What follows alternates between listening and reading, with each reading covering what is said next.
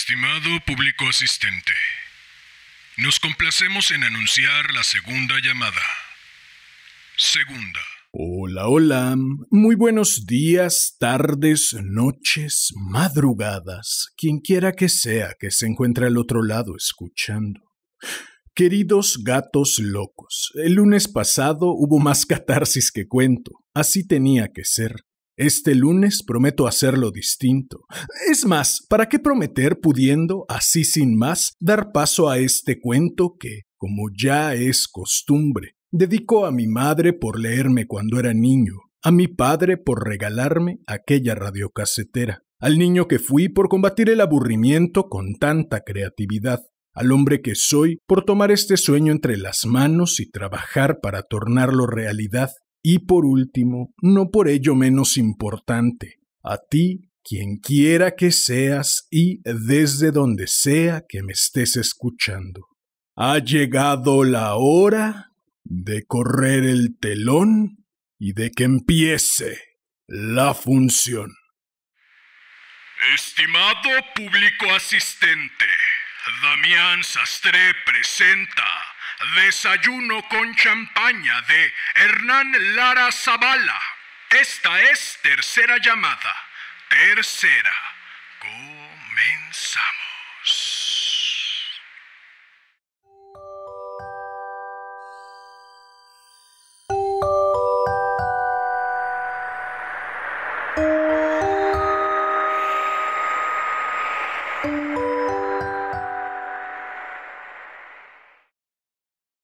Suena 3 veces la campana en el aire fresco antes de que Cruz, el fiel mozo y también jardinero, salga a abrir el portón de madera y los salude con una simple inclinación de cabeza y una sonrisa.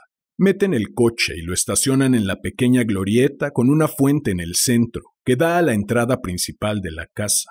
Los han invitado a un desayuno con champaña, en especial a ella, a Graciela, que goza de la simpatía y del cariño de toda la familia. El desayuno lo ofrecen en su honor don Emiliano Aguirre y su esposa doña Esperanza en el jardín de su casa en el Pedregal de San Ángel. Ellos conocen a Graciela y a Conchita, su hermana menor, desde niñas, cuando las dos familias vivían en la colonia Guadalupe Inn antes de que los Aguirre prosperaran y se mudaran al Pedregal. Los padres eran amigos desde jóvenes, sin imaginarse ni remotamente que algún día iban a emparentar a través del matrimonio de Jorge, uno de los hijos de los Aguirre, con Conchita. El motivo del desayuno es la visita de Graciela a la Ciudad de México para pasar Navidad, luego de muchos años de ausencia, pues tan pronto se casó con Simón, se fue a vivir a Mexicali, donde tuvo a los 2 hijos, niña y varón, que los acompañan. En lugar de pasarlos a la casa, Cruz los conduce al amplio jardín de cuidado césped que tiene al fondo una hermosa piscina en forma de riñón. Debajo de una enorme jacaranda, los Aguirre han colocado una carpa y una larga mesa llena de viandas, con botellas de champán en cubos de plata repletos de hielo y copas aflautadas. La atienden 3 meseros vestidos de filipina blanca y corbata de moño negra. Frente a la gran mesa hay varias mesitas dispuestas a la sombra del bello árbol donde ocupa ya su lugar la mayor parte de los invitados. Volver a la Ciudad de México en diciembre le trae a Graciela tantísimos recuerdos de juventud, en particular de su adolescencia, cuando estudiaba en el Colegio Francés del Pedregal. Entonces, las vacaciones escolares se iniciaban en diciembre y tal vez por ello ese mes se había convertido en su preferido. Empezaban exámenes la última semana de noviembre y se prolongaban hasta la primera semana de diciembre. Le gustaba salir de la escuela con el cielo nublado, el aire gris y frío, para encontrarse con los muchachos que las esperaban, con chamarra gruesa y bufanda, a veces guantes, para verlas y saludarlas y hasta quedarse a conversar un rato antes de que ellas se retiraran a casa para preparar el examen del día siguiente. Para Graciela, cada examen representaba un reto, pues siempre estudiaba con esmero, hacía resúmenes y cuadros sinópticos, repasaba temprano en la madrugada y se concentraba lo más que podía durante las 2 o más horas que duraba cada prueba. Por lo general salía satisfecha y contenta a discutir con sus amigas sus dudas, a corroborar respuestas y a cerciorarse de que había respondido bien, y eso era tal vez lo que le hacía recordar con placer aquellas frías mañanas de diciembre de esa misma ciudad que ahora volvía a respirar. Nada le gustaba tanto a Graciela como la época navideña. El frío, la luz plateada del atardecer en la ciudad, el aire fresco, transparente y energético, la música que tocaban en la radio. Vaya, hasta los repetitivos anuncios comerciales contribuían a intensificar el sentimiento de nostalgia que esa mañana la invade. Graciela tenía entonces 12 años y él 16, y muchas veces salían juntos en bicicleta a pasear en las tardes por el sur de la ciudad. Él conocía muchos lugares interesantes, atractivos y desconocidos para ella, fuentes medio escondidas, callejuelas, cafetines o parques, placitas por el rumbo de San Ángel o de Coyoacán, la vereda tropical, como habían bautizado al sendero que corría paralelo a la avenida Universidad con un arroyito de agua antes de que entubaran el río Churubusco, las calles arboladas de la colonia San Borja del Valle o los grandes terrenos pedregosos de la Romero de Terreros, y alguna vez llegaron a ir en la bicicleta casi hasta la cima del Cerro de la Estrella. Él, siempre pendiente de Graciela, y aunque a ambos les gustaba la velocidad, nunca la dejaba muy atrás, y en las calles con mucho tráfico iba junto a ella, dejándola siempre al lado derecho, y si había camiones, la hacía pegarse un poco a la banqueta, pues sabía que en la ciudad nadie respeta a los ciclistas. Cuando empezaba a oscurecer, emprendían el regreso a casa. Muchas veces se detenían un rato a comer tacos con la gorda Chelo en la avenida Coyoacán o tortas en Don Cuco, a tomar una malteada en Quiandoni o un café en el Tecolote para luego llegar a casa de Graciela, donde ella lo invitaba a oír discos mientras miraban su álbum familiar o a ver un rato la televisión antes de que llegara su papá. Él siempre se iba antes de las 9. Se despedían como dos buenos amigos que saben divertirse juntos y pasarla bien. Todo había empezado porque ella se lo encontraba dando vueltas a la manzana en bicicleta o rumbo a la escuela o comprando el esto o parado en la tienda de la esquina bebiendo un refresco con sus hermanos y con otros chicos de la colonia. Hasta el día que la abordó y le preguntó a dónde iba, y ella le dijo que a la panadería, y él le propuso llevarla en Los Diablos. Graciela accedió con aparente naturalidad, temerosa de que se enteraran en su casa, a pesar de que él era el mejor amigo de su hermano Ernesto. Y no olvida la sensación de ir de pie, cogida de su espalda, a toda velocidad por las calles de Guadalupeín, sorteando automóviles, peatones, otros ciclistas, para llegar derrapando a la panadería en Insurgentes y de allí emprender el regreso. Ella con la bolsa del pan en una mano y la otra firmemente agarrada de su hombro. Esa historia se repitió después muchas veces, no solo para ir a la panadería, sino para que él le diera un aventón a casa de su amiga Beatriz, a la papelería, a Minimax o a la pista de hielo. Después, ella misma decidió acompañarlo en sus paseos con su propia bicicleta.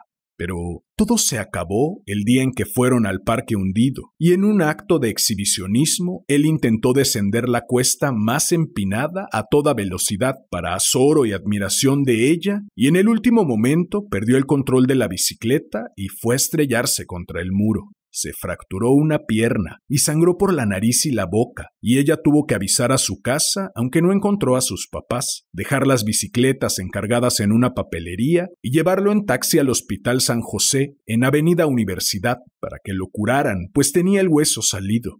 Cuando le dijeron que había que operarlo de emergencia, se ofreció a rasurarle la pierna, pues ella quería cuidarlo en lugar de la enfermera antes de que llegaran sus padres, alarmados y compungidos, y de que entrara a cirugía para que le pusieran un clavo de platino. El accidente cambió todo. Cuando él empezó a caminar con muletas, iban juntos los domingos a misa de 1. A Graciela le llamaba la atención su fervor y el hecho de que él comulgara semana a semana, cosa que ni ella misma hacía.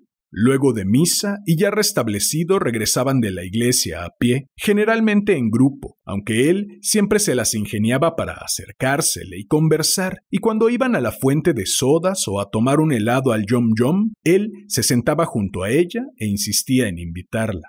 Ese año él ingresó a la prepa y se metió al bachillerato de leyes, pues su padre, un eminente abogado de mucho carácter, esperaba que tanto él como Gustavo, su hermano, trabajaran en el despacho con él. Su madre era sumisa y beata, iba todos los días a misa de 7 y luego hacía labor de apostolado como voluntaria en un hospital para gente con parálisis cerebral.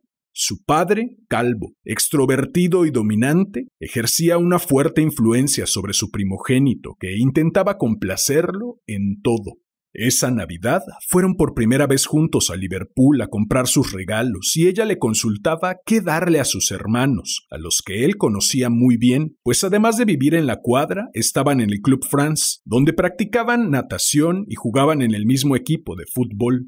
A partir de ese año, él siempre le regaló a Graciela algo especial. La primera vez le dio para su desconcierto una jirafa de peluche, de la que ella había dicho de pasada en Sanborns, y sin darle la mayor importancia, «Mira, qué mona».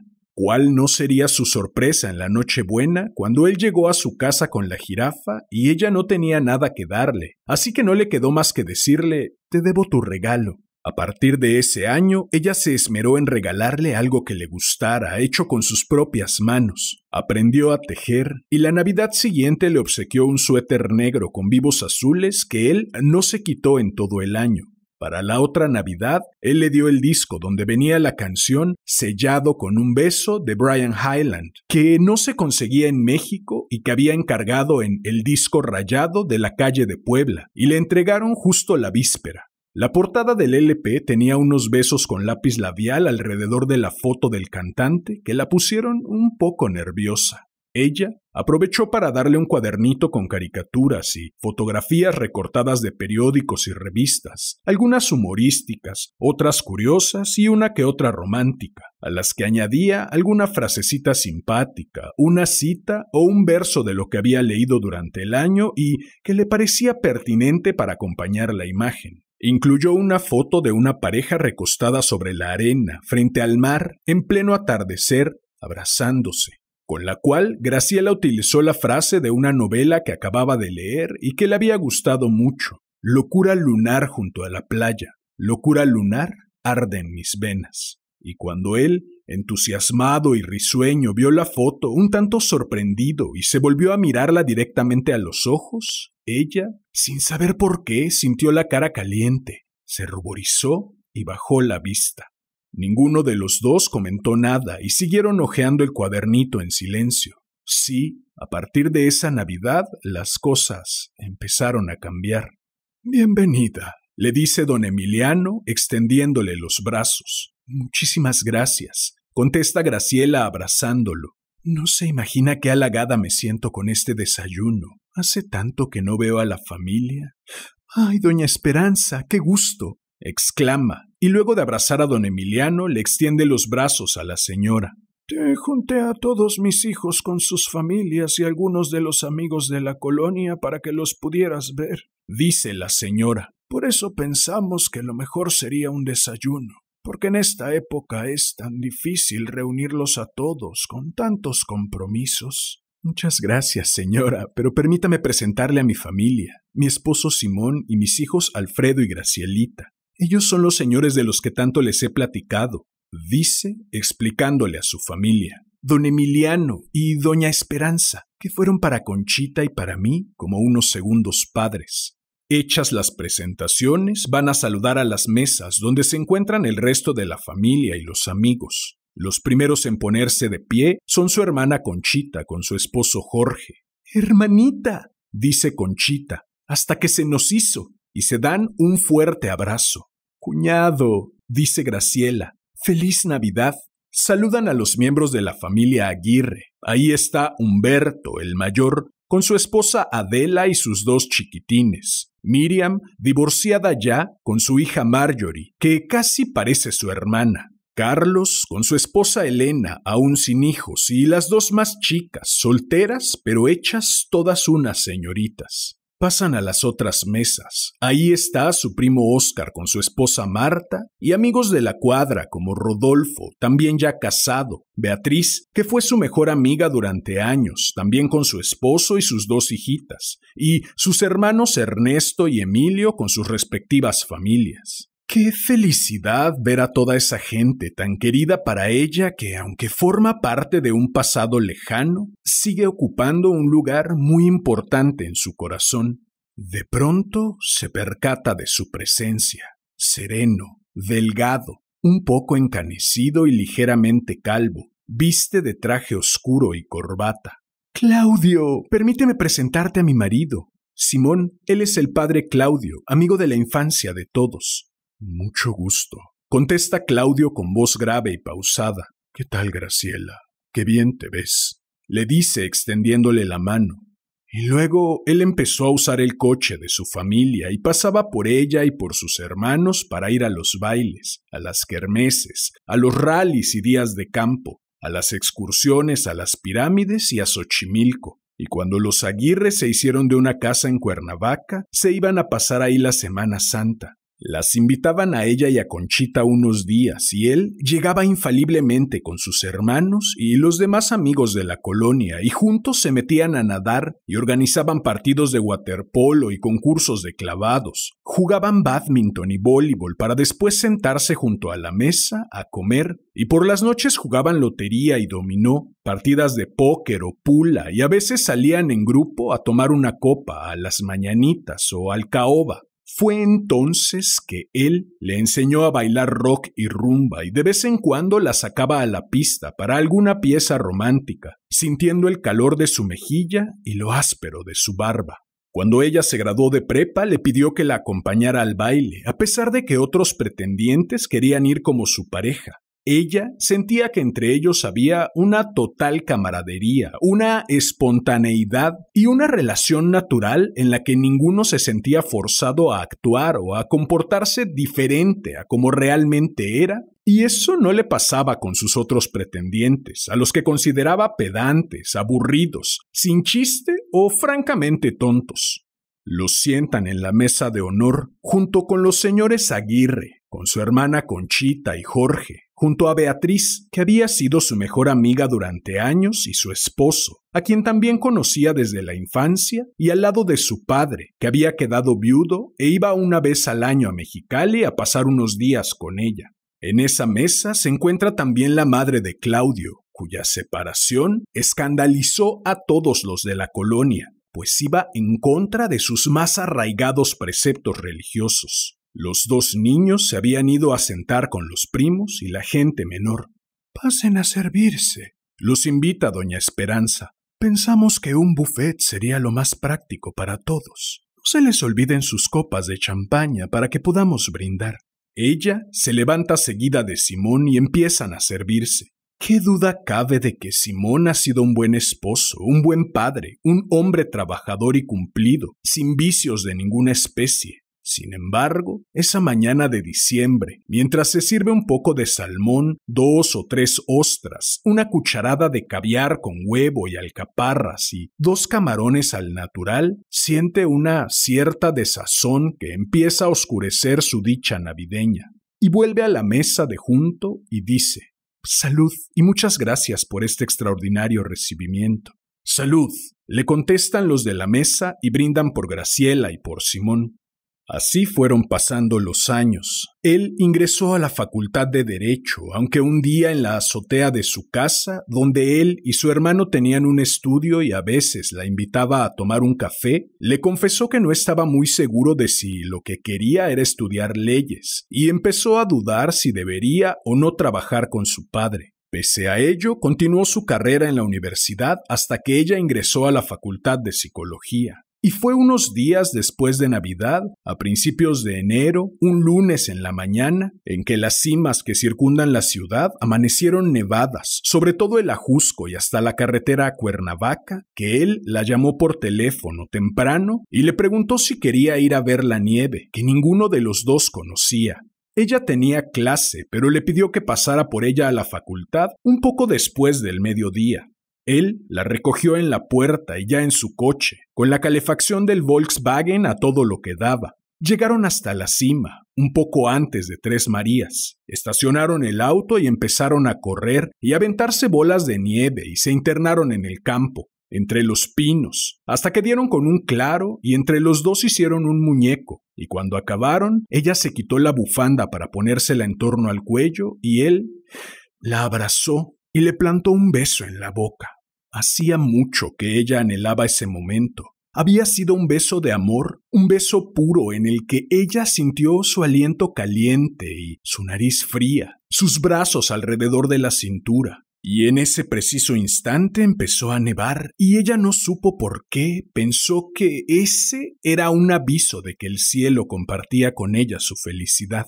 Regresaron en silencio, cogidos de la mano, sin decir palabra.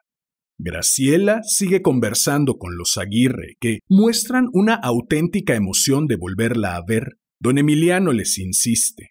Otra copita de champán, Gracielita, que hace mucho que no teníamos el gusto de que nos acompañaras. Claro que sí, don Emiliano. Saluda a todos. El mesero les llena la copa a ella y a Simón una y otra vez para brindar con los de la mesa y con los amigos que se acercan a saludar, con Beatriz, que ha acaparado su atención poniéndola al día de noticias y chismarajos.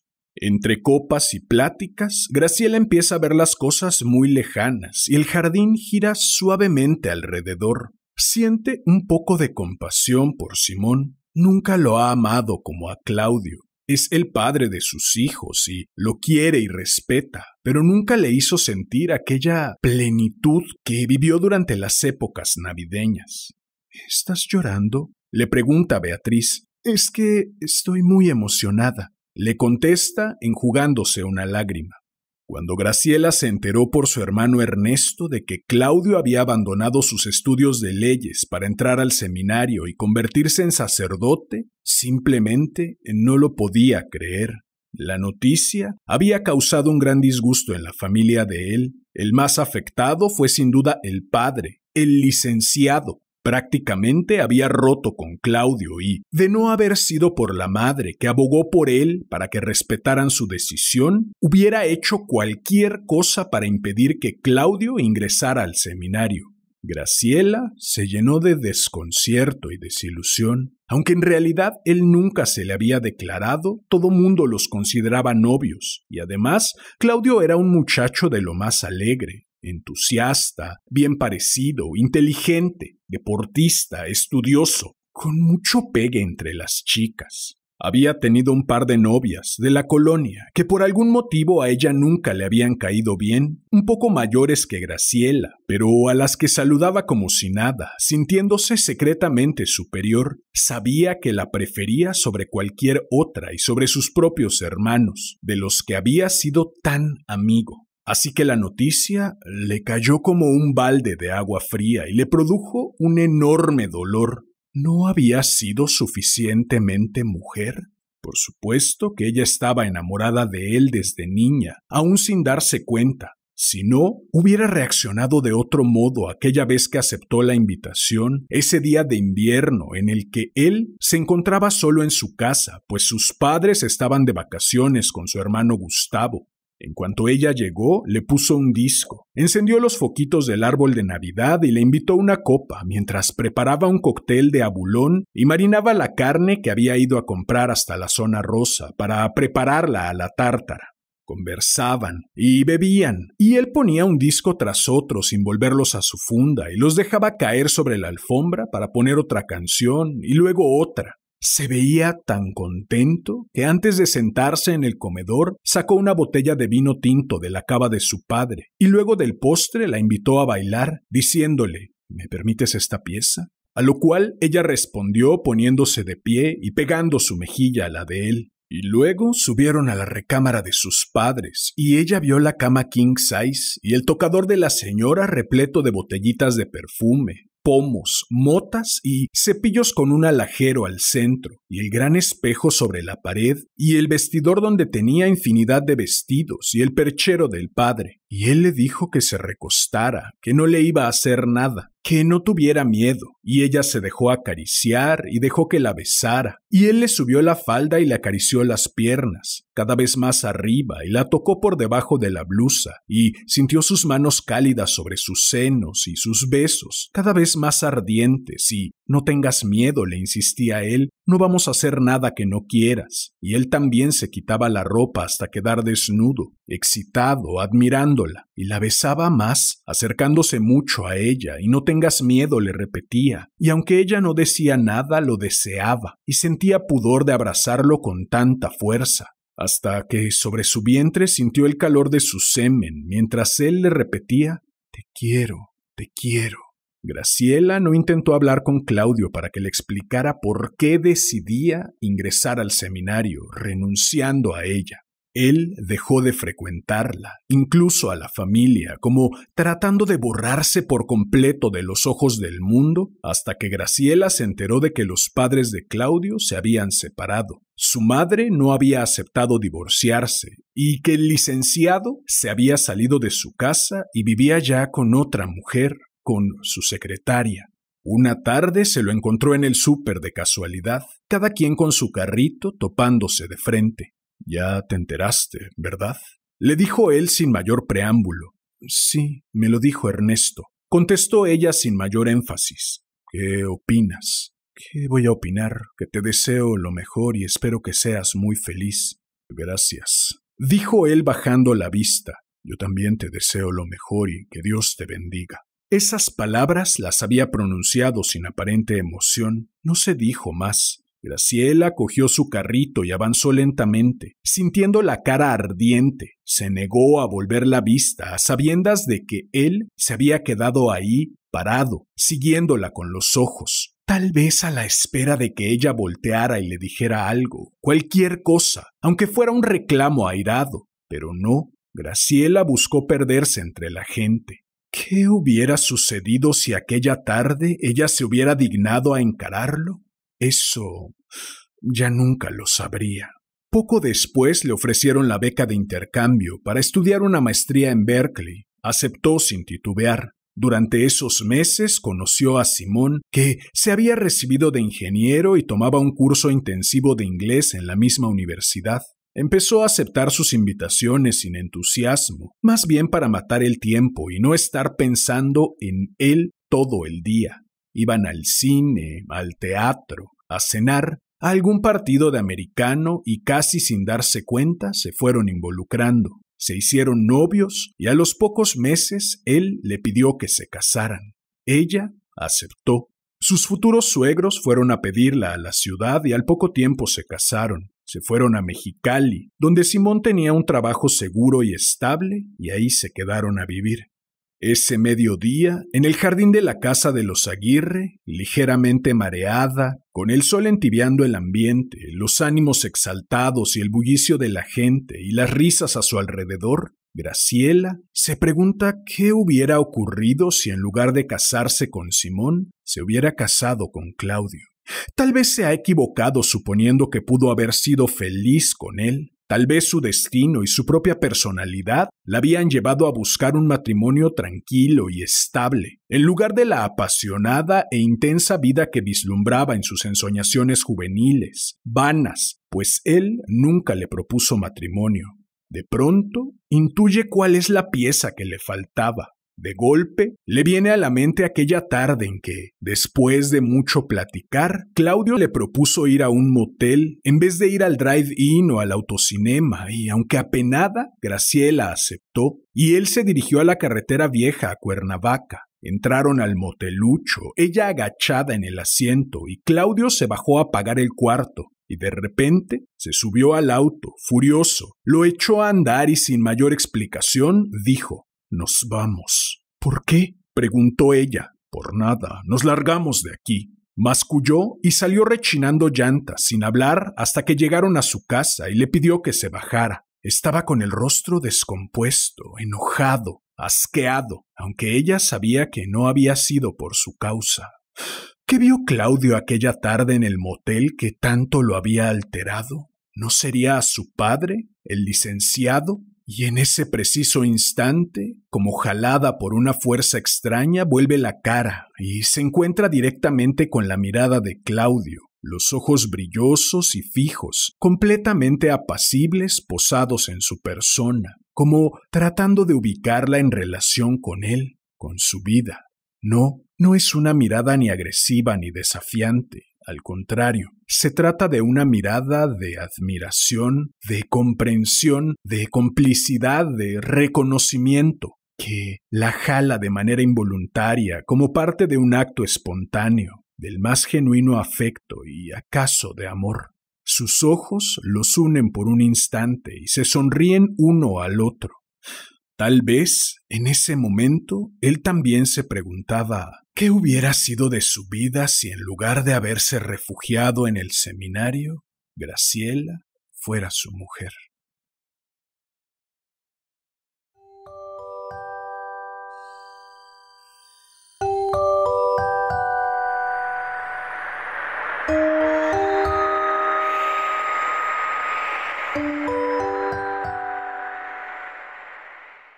Bien, pues eso fue Desayuno con Champaña de Hernán Lara Zavala. Espero lo hayas disfrutado.